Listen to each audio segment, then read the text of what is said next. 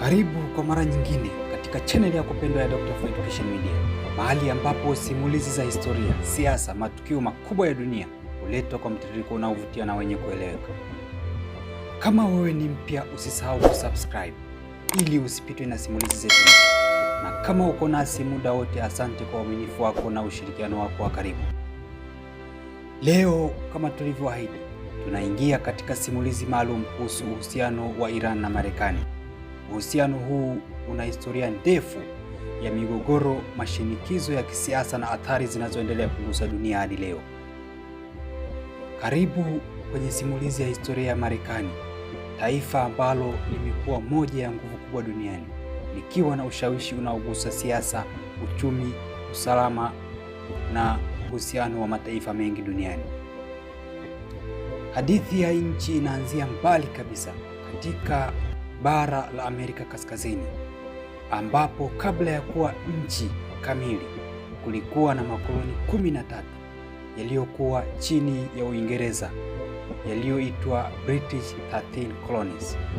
Haya makoloni yalikuwa chini ya utawala mkali wa Uingereza, yakilipa kodi kubwa bila kuwa na sauti bungeni.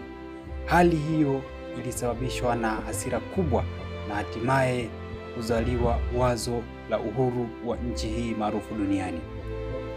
Katika mazingira haya ya mabadiliko, viongozi wa nchi hii ya Marekani waliokuwa wakijulikana kama Founding Fathers, wakiwemo George Washington, Thomas Jefferson na Benjamin Franklin, waliamua kuunganisha nguvu zao na kuandika historia mpya. Hatua kubwa ilifanyika ambapo tarehe 4 mwezi Julai mwaka 1776 Marekani ilitangaza uhuru wake kupitia hati ya Azimio la Uhuru, Declaration of Independence. Ingawa vita vya uhuru vilifuata, msingi wa uhuru huo ulikuwa ni azimio la kisiasa lililoonyesha kuwa watu wana haki ya kujitawala wenyewe. Baada ya uhuru huu, Marekani ilianza kujijenga kwa muungano wa majimbo 50, na ndipo jina lake United States of America likazaliwa. Jina hili lina maana ya majimbo yaliyoungana ya Amerika, likionyesha mfumo wake wa kipekee wa serikali na shirikisho, ambapo majimbo yana mamlaka yao lakini yanaunganishwa na serikali kuu yenye nguvu. Kadri miaka ilivyopita, Marekani iliendelea kukua kwa kasi kubwa. Hii nchi ya Marekani ina ukubwa wa kilomita za mraba milioni 9.8 na idadi ya watu zaidi ya milioni 335, ambapo kulingana na makadirio ya hivi karibuni, ukuaji wa hii nchi kwa idadi ya watu unaendelea kuwa mkubwa zaidi, ambapo una rasilimali kubwa wa taifa lenye nguvu zaidi ya kiuchumi na kijeshi zaidi duniani. Mojawapo ya silaha kubwa ya nchi ya Marekani si bunduki wala ndege za kivita tu, bali sarafu yake ya dola ya Marekani, US dollar. Baada ya vita kuu ya pili ya dunia, kupitia makubaliano ya Bretton Woods, dunia ilikubali dola kuwa sarafu kuu ya biashara ya kimataifa. Hii imeifanya Marekani kuwa katikati ya nchi zenye uchumi mkubwa wa kidunia, kwani mafuta, dhahabu na bidhaa nyingi muhimu duniani hupimwa kwa dola za Kimarekani. Kwa sababu hii, nchi nyingi zimekuwa zikitegemea mfumo wa kifedha wa Marekani. Benki za dunia, biashara za kimataifa na akiba ya mataifa mengi zinategemea dola ya Kimarekani, na hii inampa Marekani uwezo mkubwa wa kiuchumi na kisiasa. Ndiyo maana Marekani hutumia vikwazo vya kiuchumi, sanctions, kama silaha ya kisiasa badala ya vita, ikizuia nchi fulani kufanya biashara, kupata dola au kutumia mfumo wa benki wa kimataifa. Mfano, nchi ya Iran na Venezuela zimekuwa zikikumbwa na changamoto kubwa ya kiuchumi kwa sababu zinapofungiwa na Marekani hupoteza uwezo wa kuuza bidhaa zao kwa urahisi katika soko la dunia. Hii inaonyesha jinsi mfumo wa kifedha wa dunia ulivyo karibu sana na maamuzi ya Marekani. Nguvu hii haikutokea kwa bahati tu, ilijengwa katika historia ya vita vya dunia, ambapo Marekani iliibuka kuwa taifa lenye uchumi imara wakati Ulaya ilipokuwa imeharibiwa. Makubaliano ya kimataifa yalifanya Marekani kuwa kitovu cha mfumo mpya wa dunia, na hakuna chombo cha kimataifa kinachoweza kuizuia kirahisi hii nchi, hasa kwa sababu ina nguvu kubwa kwenye veto ndani ya United States Security Council pamoja na ushawishi wake katika IMF na World Bank. Marekani pia ni mwanachama wa mashirika makubwa kama NATO, ambayo ni muungano wa kijeshi unaolinda nchi za magharibi. Kupitia NATO, Marekani imeweka kambi zake kote duniani katika nchi mbalimbali. Marekani imeweza kuwa na uwepo wa jeshi karibu kila bara, hatua ambayo inalenga kulinda maslahi yake na kudhibiti usalama wa kimataifa. Katika siasa za Umoja wa Ulaya pamoja na Umoja wa nchi za Marekani na nchi za Afrika, moja ya watu waliowahi kushangaza dunia ni Donald Trump. Akiwa rais, alifanya maamuzi makubwa yaliyoitikisa mfumo mzima wa Marekani na dunia kwa ujumla. Kilichowashangaza wengi ni jinsi alivyochukua msimamo mkali wa American First, akimaanisha Marekani kwanza kabla mataifa mengine, hatua iliyobadilisha kabisa namna Marekani ilivyoshirikiana na dunia. Baada ya kukupa hii historia ya kipekee kuhusu nchi ya Marekani, sasa nakupa historia fupi ya mapigano ya vita kati ya Iran na Marekani. Historia ya mvutano kati ya Marekani na Iran ilianza kwa nguvu miaka ya 1970, lakini chanzo chake kikubwa ni mwaka 1953 ambapo Marekani ilisaidia kuiondoa serikali ya Iran na kumrudisha madarakani Mfalme Mohammad Reza Pahlavi. Hatua hii ilisababisha chuki kubwa kutoka kwa wananchi wa Iran waliodhani Marekani inaingilia uhuru wao. Mwaka 1979, mapinduzi ya wananchi yaliongozwa na Ayatollah Ruhollah Khomeini yaliyomuondoa Shah madarakani na kuanzisha Jamhuri ya Kiislamu. Tangu hapo, Iran ilianza kuiona Marekani kama adui mkubwa, hali iliyoimarishwa na tukio la mateka wa ubalozi wa Marekani mwaka huo huo. Hivyo, kuanzia miaka ya 1980 hadi leo, nchi hizi zimeendelea kuwa maadui kupitia vikwazo vya kiuchumi, mashinikizo ya kisiasa na kile kilichoitwa proxy war, yaani kupigana kwa vita vya uwakala washirika wao badala ya kupigana moja kwa moja. Mfano mkubwa ni ushiriki wa makundi ya Hezbollah. Katika miaka ya 2000 hadi sasa, mgogoro umejikita zaidi kwenye mpango wa nyuklia wa Iran. Marekani na mashirika wake Israel wanaamini Iran inaweza kutengeneza silaha za nyuklia, wakati Iran inadai kuwa ni kwa matumizi ya amani.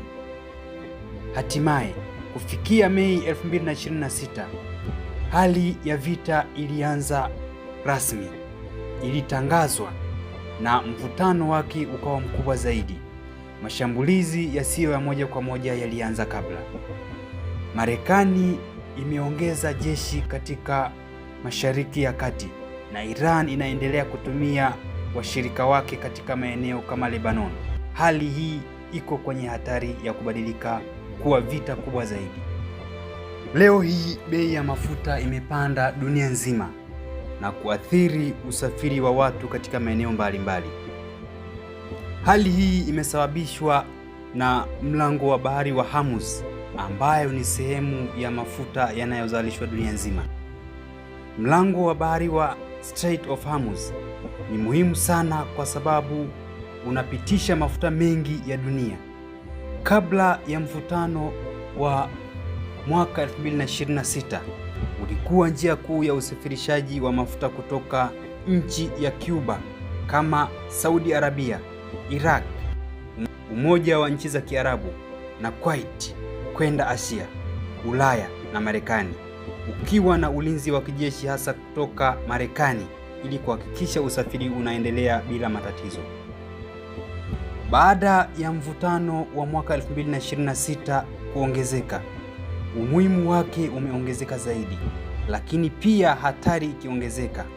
Iran imekuwa ikitishia kufunga na kuzuia meli kupita kama njia ya kujibu shinikizo la Marekani, huku Marekani na washirika wake wakiongeza ulinzi wa kijeshi ili kuhakikisha njia hiyo haifungwi.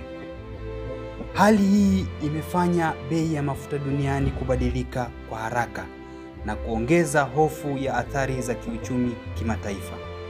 Hata hivyo, hata bila kufungwa kabisa kwa mlango huu wa bahari, bei ya mafuta imeendelea kupanda. Hii ni kwa sababu ya hofu ya soko na kwamba njia inaweza kufungwa muda wowote, hali iliyosababisha wafanyabiashara kununua mafuta kwa wingi mapema.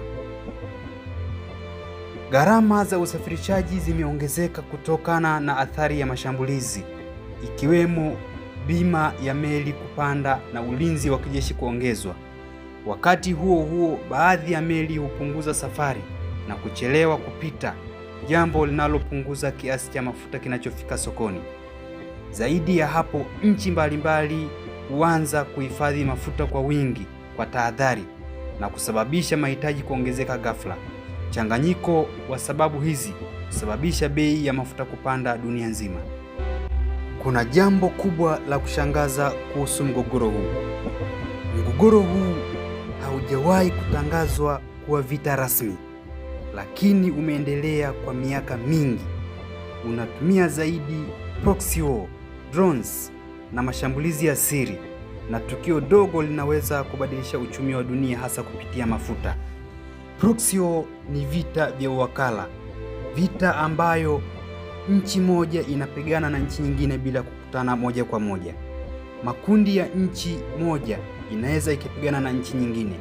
Mfano, Israel ni kundi la nchi ya Marekani, inapigana na Lebanon ambayo ni kundi la nchi ya Iran. Mapigano hayo hayahusishi Marekani na Iran moja kwa moja, lakini ni sehemu ya hii vita ya Iran na Marekani. Kwa kifupi, huu ni mgogoro wa muda mrefu unaoendelea chini kwa chini, wenye hatari ya kuwa vita kamili, na suluhisho lake kubwa ni mazungumzo ya kidiplomasia badala ya nguvu za kijeshi. Yafuatayo ni mambo ya kustaajabisha kuhusu Rais wa Marekani Donald Trump.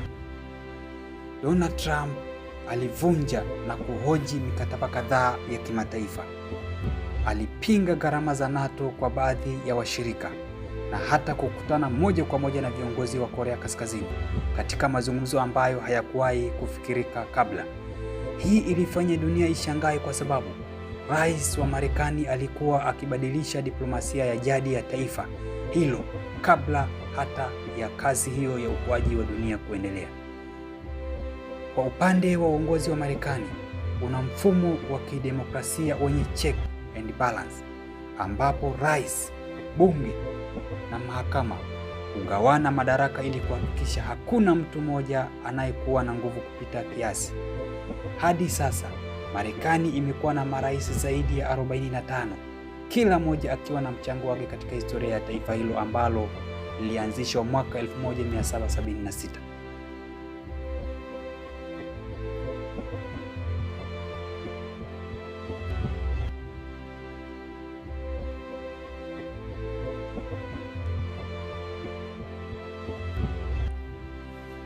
Kwa ujumla, Marekani imekuwa taifa lenye uwezo mkubwa wa kuathiri dunia kwa sababu ya changanyiko wa historia yake ya uhuru, nguvu ya dola, uchumi mkubwa, jeshi lenye nguvu na mfumo wa kisiasa wa kimataifa uliojengwa kwa miaka mingi.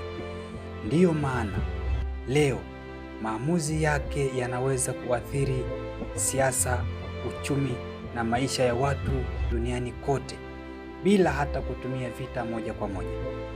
Kabla hatujamaliza simulizi yetu ya leo, tunapenda kuwashukuru sana nyote mliokuwa nasi kuanzia mwanzo hadi mwisho. Uwepo wenu, muda wenu na usikivu wenu ni wa thamani.